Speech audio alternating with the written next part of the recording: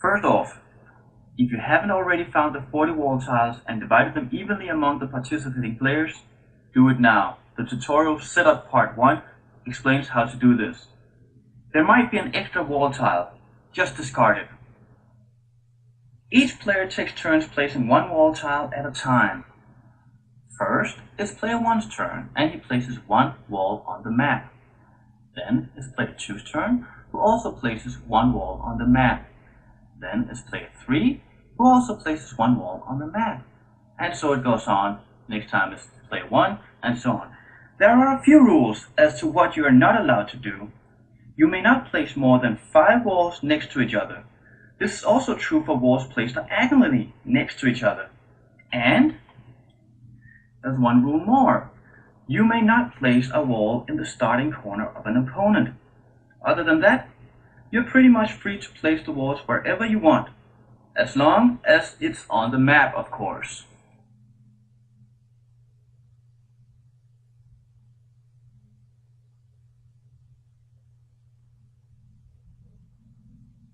Find the event tiles and flip them backside up and mix them. For every player participating, 4 event tiles must be drawn and discard the remaining event tiles. The events will be placed evenly in the 4 quadrants.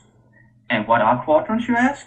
Well, the map consists of 4 quadrants that each take up 1/4 of the map, as shown in the example.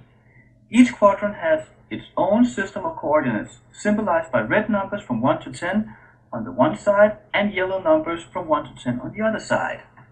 A yellow and a red dice are used to find the location of placement for each event.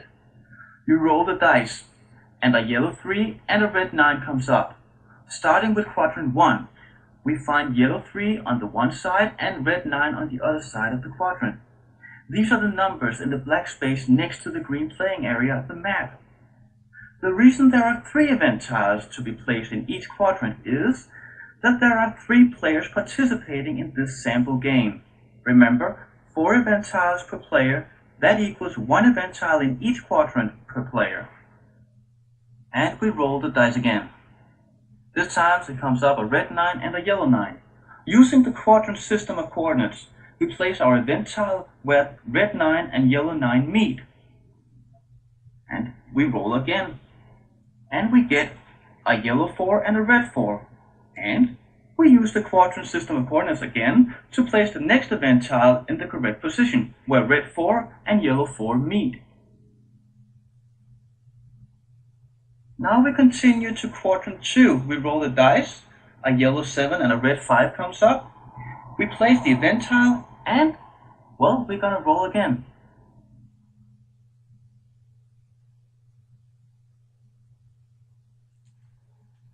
We get a yellow 10 and a red 10. This is a problem because that position is already occupied by something else, in this case a wall. So we re-roll the dice, and a red 2 and a yellow 5 comes up. Keep rolling the dice and placing the event tiles until there are none left.